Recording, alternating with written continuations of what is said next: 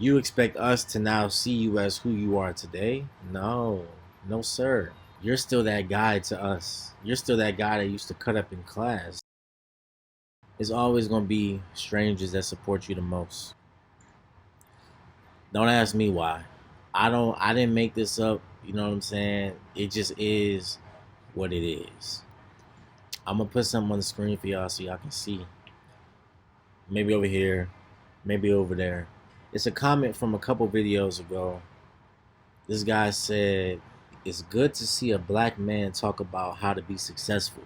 Keep it up, brother. Your channel is going to grow. I look forward to seeing more videos in the future." I just want to say, I really appreciate you for that.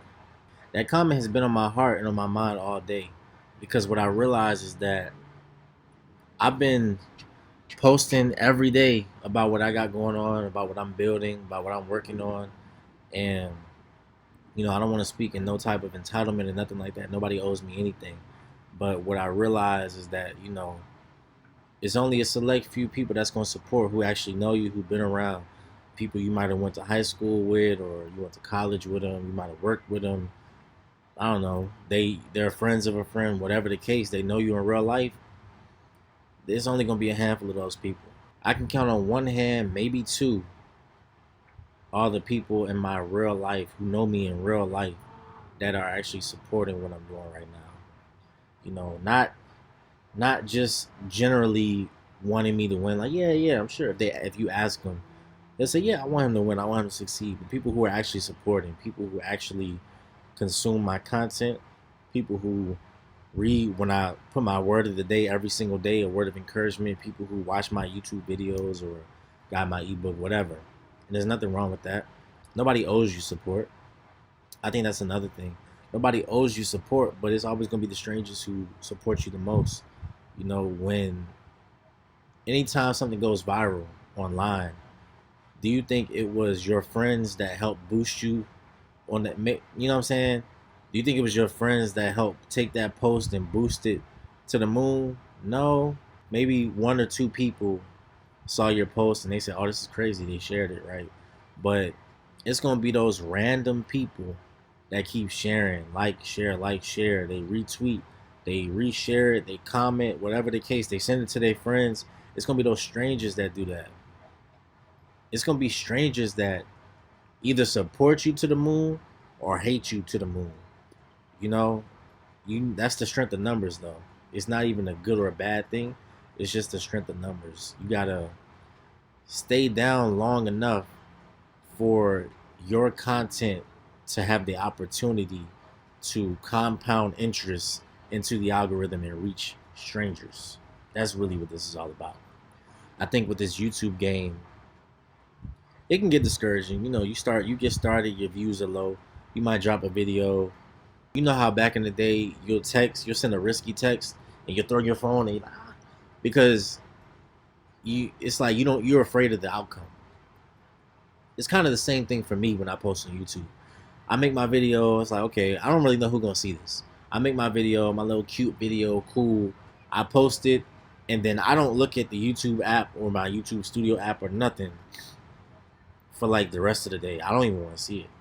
I might make the post on Instagram like, yo, new video out. But really, in deep down, I'll be scared. I'm gonna be honest with y'all. I'll be scared because you gotta catch that algorithm at first. But when you first get started, you just gotta post it. But it's like it's easy to get caught up in the fear of if it's gonna be worth it. If I'm honest with myself, if you honest with yourself, a lot of the times what you're doing or what you're not doing is due to the fact that you're afraid of either what other people are going to say about it, or you're afraid of what's not going to happen.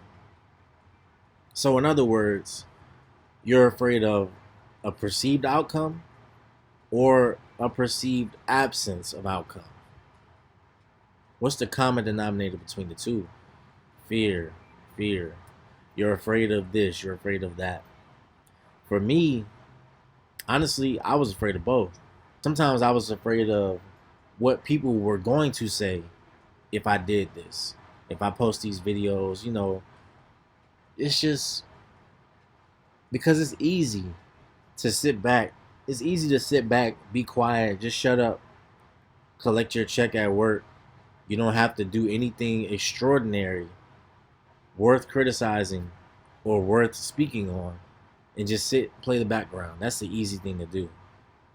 But what's not easy is to put in your legwork to build a platform, because everybody's not doing that.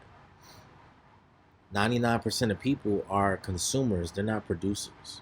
So to choose to opt into being a producer, that's a bold task to take on. And if you consider the fact that 99% of people are consuming, that means that most people are going to have something to say about what you're doing, whether it's positive or negative. You have to open yourself up to the criticism of others, whether it's positive feedback or negative feedback. That's something that has not necessarily fully sat right with me. I don't really like it, but how else do I expect to get to where I'm going if I don't open myself up to that? There's no way that I can get there without allowing that to be the case. It's impossible to get there without putting in those reps. I saw a video this morning from Kev on stage. I really like him. I saw him. I can't even remember when this was. It might have been right before the pandemic in 2020, or it was 2019. One of those two. I saw him live. But today, so I've been following him since then. Today he made a video where he said, no matter, oh, hold on. Let me see what he said. Also, I don't know if you can put people's videos on your video, because I would just play it on the screen. He said, even when you miss, you're getting better. And if you be honest with yourself, you're going to miss 99% of the shots when you get started, at least. But you also miss 100% of the shots that you don't take. You're going to miss all the shots if you don't even take them. But if you just start to take some shots, you're going to miss most of them. But even in missing most of them, you start realizing, what do you need to tweak to get better? What do you need to do differently to get a different outcome? And it seems to me, as much as social media can be, I don't want to say it's not toxic, but as much as people can be on social media hating on you, strangers can be on there lifting you up the way this guy was. He lifted me up, and he gave me a comment that he don't even know it, but I needed that. Now, granted, I was going to do the work regardless, because I just decided I was going to do it. There's no other way. But I needed that. I needed to hear that. I really appreciated that from him. And to realize that he's a stranger. Like, the people who grew up with you, it's almost like you'll never be able to be seen as who you are today. You're always going to be seen as who you used to be. Regardless of all the work that you've put in to grow, regardless of everything that you've done to expand from where you once were to be who you are today, they just, 9 times out of 10, they just not going to see you as that, because that's not who they met. It's kind of like when you meet somebody, if somebody say, yo, this is my guy John, and they like, oh, what's good, John? Nice to meet you.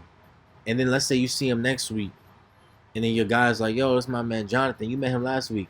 It's going to be like, Jonathan? No, you said it was John. Like, Jonathan, it just feel weird to call him that now, because that's not what you was introduced to him as. Now imagine you known him as John for 10 years, 15 years, 20 years. Now all of a sudden he want to go by Jonathan. Maybe he was young, he wanted a nickname, but now he's more mature and he's in his field, and he wants to be called Jonathan so he can be taken more seriously, or so he can fit into the corporate world, whatever. It's like, bro, I've been calling you John for 20 years. You want me to start calling you Jonathan? It just don't feel right. It's kind of the same thing when you decide that you just want to better yourself all of a sudden. Like, you been dude from back in the day. We know you as dude that used to do this in class. You used to cut up. You used to make these jokes. You used to be throwing paper ball across the classroom, or, spit balls, or throwing paper across the class, cutting up, distracting the class, making jokes, getting out your seat. That's the person who they met. Now you've matured. Now you've gone through life a little bit. You bumped your head sometimes, and you expect us to now see you as who you are today? No, sir. you're still that guy to us. You're still that guy that used to cut up in class. We don't really see you like how you want to be seen. We don't really take you seriously. We don't respect you. And it's not even all the time intentional, but you either respect somebody or you don't. There are a lot of people who I do not respect, not because I actively disrespect them. I just don't have respect for them. There's a difference between the two. So sometimes people just don't have that respect for you because they can only see you as far as how they see you. Anything beyond that is irrelevant to them. But strangers, they seeing you for the first time, however you showed up on that one video that you posted that went viral. Or they met you one time at a cookout. They met you and you're 30 and you're showing yourself well because you've matured and you've grown. So that's the person they met. They don't know who you used to be. So they take you seriously because of what they see right now. It takes a special kind of person to be mature enough to see beyond what you used to be and to allow space for growth and for change and to allow you to be who you are today. It's always going to be easier for that stranger to support you.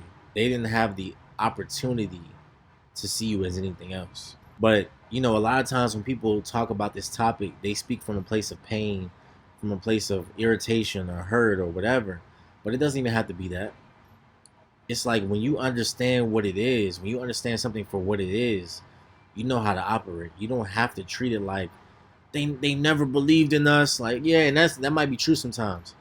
But it don't have to be they don't believe in us or they don't like me or they hate us. It don't have to be that. Sometimes they just don't see it and they're just incapable of doing that. So, and that's okay. Just don't let it stop you. Like, literally, there can be nothing in this world that you can allow to hold you back from reaching your full potential. Nothing. It's literally only on you. If you allow that to hold you back, then that means they control you. And if you can be controlled by others, that makes you weak. You can't be weak and in control of your life at the same time. You got to pick one. You're going to either be weak and make all the excuses, or you're going to be strong, take full responsibility, and control your life. Change your life. Like, whatever you allow to do anything to you is what controls you. You want to be the one in control. My name is AUSTINSLENS. Thank you for watching the video. Be sure to like the video, comment what you thought, subscribe to the channel, share it with somebody who needs to hear it. Also, if you haven't gotten my discipline ebook yet, check it out. It's going to be in the link in the description, and I'm going to catch y'all in the next video. Yeah, hey.